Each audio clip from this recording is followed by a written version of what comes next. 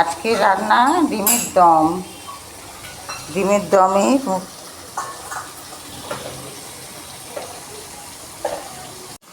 আজকে রান্না হচ্ছে ডিমের দম। ডিমের দমের মশলা এখানে দেওয়া হয়েছে।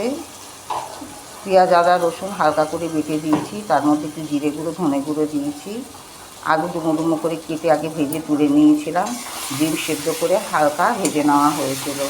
যা গরম পড়েছে এতে আর কষা খাওয়ার যোগ্য নয়, তাই খেতে তো ইচ্ছেই করে, তাই ডিমের দম করছি। মশলা দিয়ে কষানো হয়ে গেছে, এবার দেবো পরিমাণ মতো জল। আজকে শুধু ডিমের দম নয়, তার সাথে রান্না হয়েছে ভাজা মুগের ডাল, করলা ভাজা, পাঁপড় ভাজা, আলু, বরবটি, বেগুন, বড়ি দিয়ে একটা তরকারি, আর তার সাথে ডিমের দম। পরিমাণ মতো জল দিয়ে দেওয়া হলো, ফুটে গেলেই এবার নামিয়ে নেওয়া হবে।